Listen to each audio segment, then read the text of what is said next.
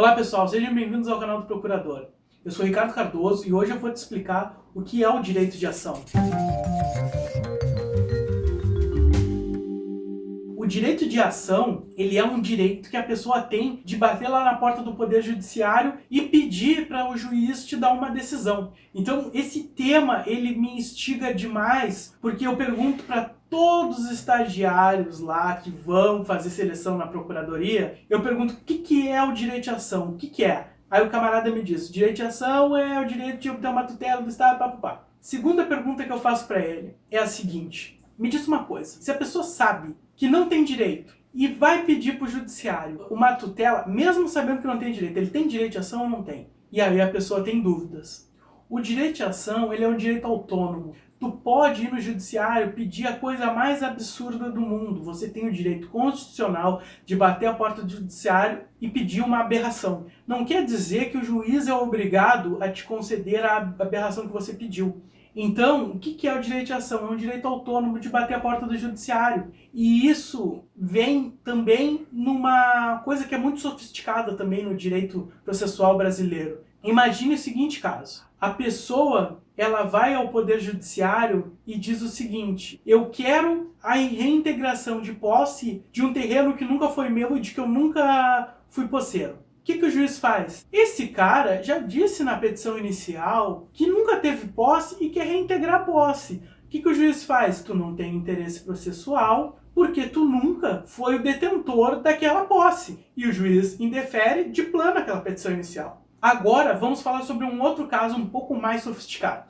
Digamos que uma criança ela entre com uma ação dizendo que o réu teve uma relação com sua mãe, 9 meses depois, o autor da ação nasceu e por via de consequência, muito provavelmente essa pessoa seja seu pai. Então ele quer que seja feito o exame de DNA para que seja provado que a paternidade do réu e que eventualmente pague até pensão. O que acontece? O juiz olha essa petição inicial e fala, olha, esse cara provavelmente tenha o direito. Existe a possibilidade que essa pessoa tenha o direito. Então ele não extingue a petição inicial desde o início do processo. O que a gente vai fazer? A gente vai produzir provas, documentos neste processo e logo em seguida vamos julgar. Então o que acontece? Vai lá o pai, faz exame de DNA e o DNA deu o quê? Negativo. O réu jamais foi o pai do autor. O que o juiz faz? Ele extingue o processo, assim como ele extinguiu o primeiro processo por não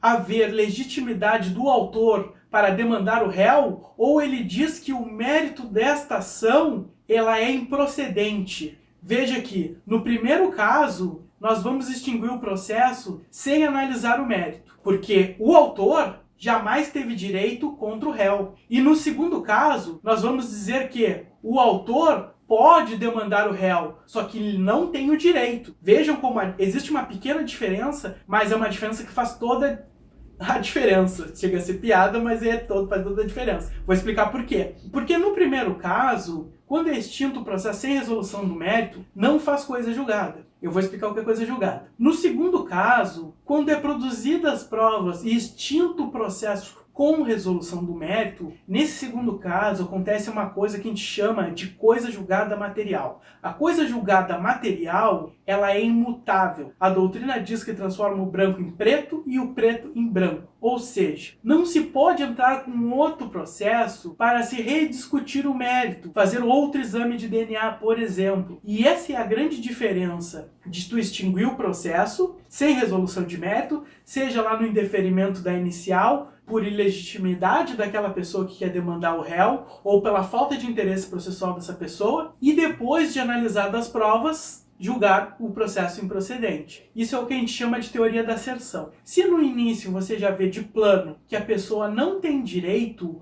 ao bem da vida lá que ela pleiteia na petição inicial, tu indefere sem resolução do mérito, logo pode ser reproposta a ação, desde que sanado esses vícios iniciais. No segundo caso, se analisou o mérito, coisa julgada material, processo se tornou imutável, não pode ser proposta a nova ação. Se você gostou desse conteúdo e quer aprender um pouco mais sobre direito, pelo menos estas coisas mais básicas do direito que a gente precisa saber para melhorar a nossa vida, para a gente não ter dificuldade mais em entender as coisas como elas são, eu peço que deixe o gostei, se inscreva no canal para aprender um pouco mais sobre direito, concursos públicos ou carreiras jurídicas. Fique conosco, até breve.